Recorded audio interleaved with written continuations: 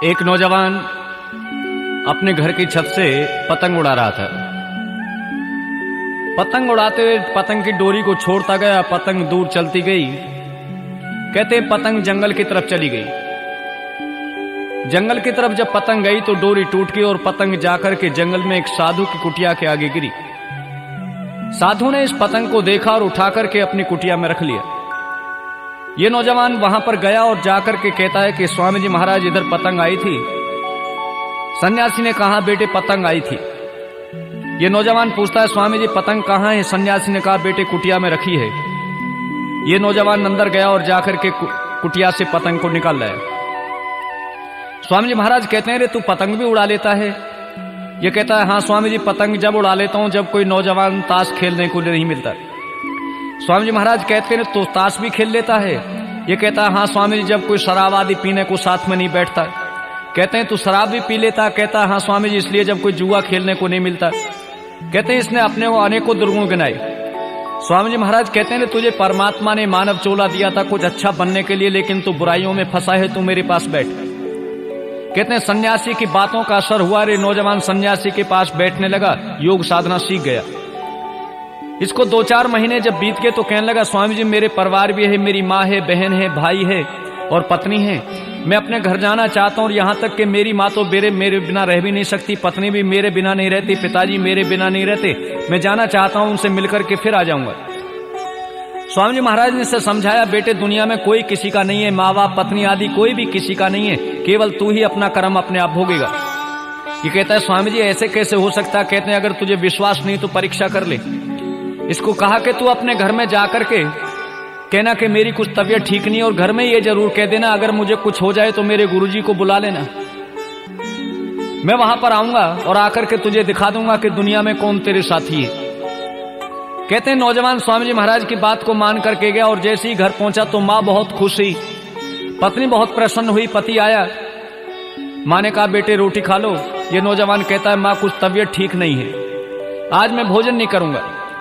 इसने कहा नहीं बेटे कुछ तो खाना पड़ेगा। इसने कहा थोड़ी देर में आराम कर लूं। और कहता है मेरी तबीयत कुछ खराब है, अगर ज्यादा खराब हो जाए तो देख लेना। और यहां तक इसने कह दिया कि अगर मेरी कुछ ज्यादा तबीयत गड़बड़ हो तो डॉक्टर को मत बुलाना, मेरे गुरुजी निकट में वहां कुटी पे रहते हैं, गुरुजी को बुला लेना। यह नौजवान इतना कहकर के चारपाई पे एक चादर ओढ़ करके सो गया। कहते हैं थोड़ी देर बाद पत्नी इसको जगाने को पहुंची। इसने जाकर के इसका हाथ लाया, लेकिन ये तो योग साधना जानता था, प्राणायाम खींच लिया। प्राणायाम को खींच करके लेटा रहा। पत्नी ने जैसे ही हाथ उठाया हाथ नीचे गिर गया। इसने जोर जोर से शोर मचाया, माँ देखो ये क्या हो गया। सब परिवार में रोने लगे, इसकी माँ भी रोने लगी और रोते रोते एक बात कहती है पड़ोसियों से, रे एक काम करो मेरे बेटे ने कहा था अगर कुछ हो जाए तो मेरे गुरुजी को बुला लेना, इसके गुरुजी को बुला लो। कहते हैं इसकी माँ के कहने पर गुरुजी को बुलाया।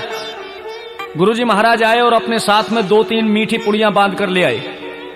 इन पुड़ियाओं को लेकर के ये कहते हैं देखो तुम्हारा बेटा तो दुनिया से चला गया, लेकिन मैं ऐसी विद्या जानता हूं कि तुम्हें बेटे से प्यार है, तुम ये पुड़िया खा लो। तो पुड़िया खाने से तुम संसार से चली जाओगी, तुम्हारा बेटा जीवित हो जाएगा। ये माँ कहती है स्वामी जी महाराज मैं पुड़िया तो खा लेती, लेकिन अभी देख लो अवस्था क्या है, अभी कोई ऐसा जल्दी तो नहीं है, और भी बेटा हो सकता है।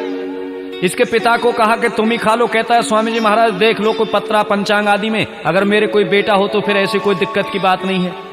कहते हैं सभी के लिए पुड़िया को लेकर के चले। जब पड़ोसियों को तरफ कहा तो पड़ोसी भी उठ करके चलने लगे। अंत में स्वामी जी महाराज कहते हैं चलो मैं ही खा लेता हूं। सब लोग कहते हैं हाँ स्वामी जी आप खा लो, सन्यासियों का जीवन ही परोपकार के लिए होता है। मिली हुई बात थी, सन्यासी ने शिष्य को बता दिया था मैं ऐसे करूंगा। कहते हैं सन्यासी ने पुड़िया को खाया और खा करके लेटे और ये नौजवान उठ गया। स्वामी जी महाराज कहते हैं बताओ बेटे इस दुनिया में कौन किसका है? ये स्वामी जी कहता है कि स्वामी जी महाराज दुनिया में कोई भी किसी का नहीं है, ना माँ है, ना बाप है, ना पिता है, ना बेटा आदि कोई भी किसी का नहीं है। इसलिए हम संसार में आए हैं तो किसी का मोह ना करके उस परमपिता परमात्मा की भक्ति किया करें।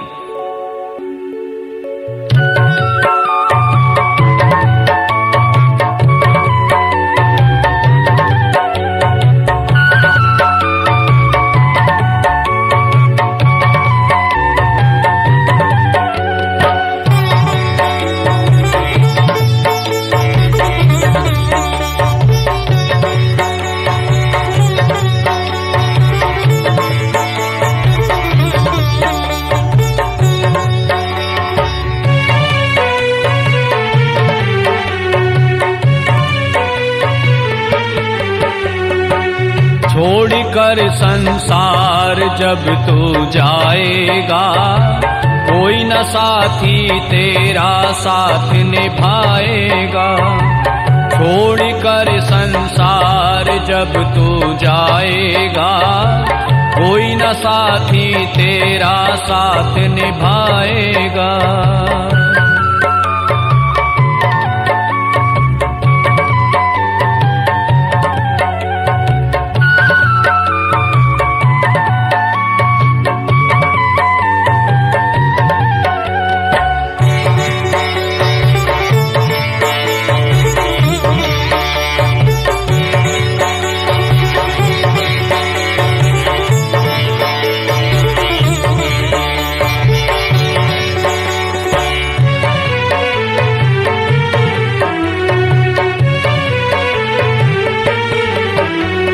प्रभु का भजन किया ना, सत्संग किया न 2 घड़ियां।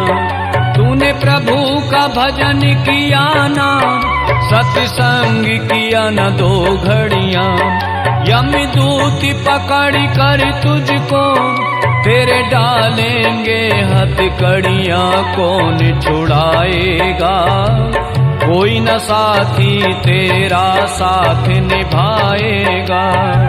छोड़ कर संसार जब तू जाएगा, कोई न साथी तेरा साथ निभाएगा।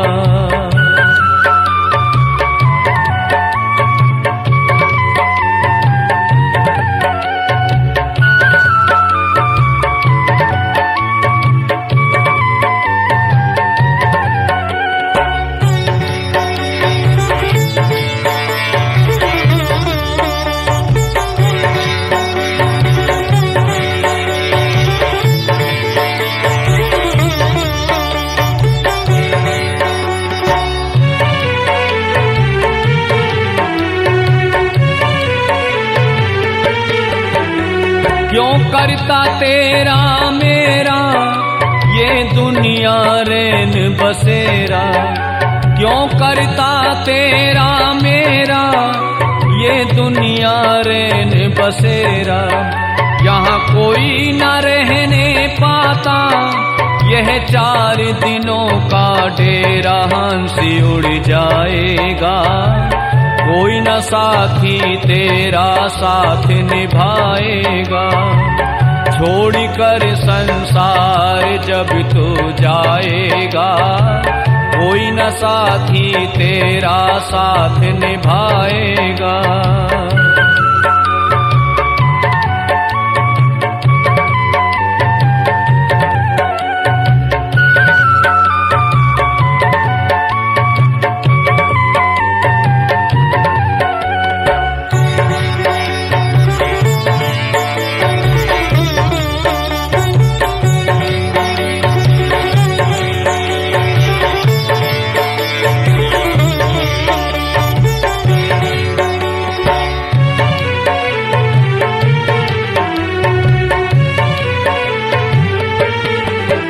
इस पेट भरन की खातिर क्यों पापी कमाता निश दिन। इस पेट भरन की खातिर क्यों पापी कमाता निश दिन। शमशान में लकड़ी रख कर तेरे आग लगेगी, एक दिन खाकी हो जाएगा। कोई न साथी तेरा साथ निभाएगा। छोड़ कर संसार जब तू जाएगा, कोई न साथी तेरा साथ निभाएगा।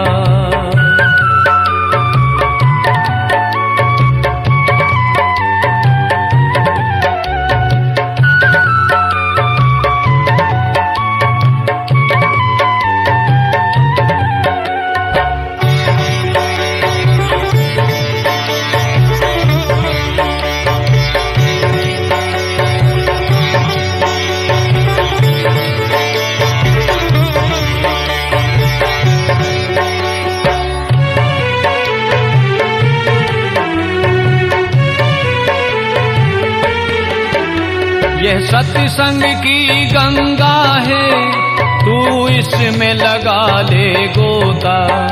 यह सत्संग की गंगा है, तू इसमें लगा ले गोता। वरना इस दुनिया से तू जाएगा एक दिन रोता, फिर पछताएगा। कोई न साथी तेरा साथ निभाएगा। छोड़कर संसार जब तू जाएगा, कोई न साथी तेरा साथ निभाएगा।